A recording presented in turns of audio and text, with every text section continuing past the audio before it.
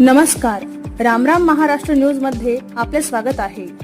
28 महिन्यांचा भत्ता थकीत, आशा व गट प्रवर्तकांचे 1 जुलैला एटापल्लीत धरणे आंदोलन। पाहुयात आमचे प्रतिनिधी संपत अंबाला यांचा सविस्तर रिपोर्ट।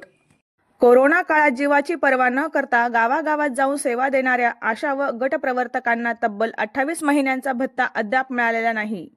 शासनाने आदेश देऊनही आज 6 वर्षे लोटून गेली, मात्र त्या आदेशाची अंमलबजावणी करण्यात आलेली नाही। त्यामुळे संतप्त झालेल्या आशा व गटप्रवर्तकांनी अखेर आंदोलनाचा मार्ग स्वीकारला आहे। भारतीय कम्युनिस्ट पक्ष सीपीआय व आयटक यांच्या नेतृत्वाखाली 1 जुलै रोजी पंचायत समिती एटापल्ली समोर धरणे आंदोलन करण्यात येणार असल्याची माहिती देण्यात आली आहे। या संदर्भात पंचायत समिती एटापल्ली तसेच मुख्याधिकारी नगरपंचायत एटापल्ली यांना निवेदन सादर करण्यात आले आहे। कॉम्रेड सचिन मोतकुरवार, जिल्हा सहसचिव भाकपा व आयटक अध्यक्ष अहेरी विधानसभा यांनी निवेदन देऊन स्पष्ट इशारा दिला आहे की आशा व गट प्रवर्तकांना तात्काळ थकीत भत्ता देण्यात यावा, अन्यथा तीव्र आंदोलन छेडले जाईल।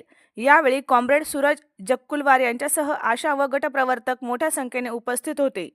यावेळी कॉम्रेड सचिन मोतकुरवार म्हणाले की कोरोना काळात आशा व गटप्रवर्तकांनी स्वतःचा जीव धोक्यात घालून काम केले, मात्र आज त्यांनाच त्यांच्या हक्काच्या भत्त्यासाठी रस्त्यावर उतरावे लागत आहे।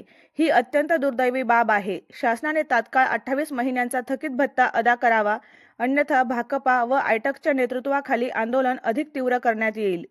कोरोना महामारीच्या काळात आशा वर्कर आणि गटप्रवर्तकांनी आरोग्य यंत्रणेचा कणा बनून काम केले।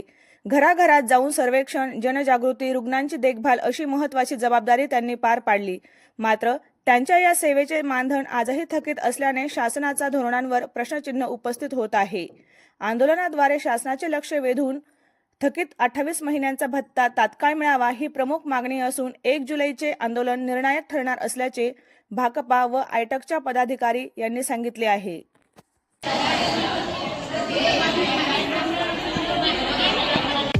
अशाच नवनवीन बातम्या पाहण्यासाठी आमच्या चॅनलला सबस्क्राईब करा। फेसबुक आणि इंस्टाग्राम पेजला फॉलो करा।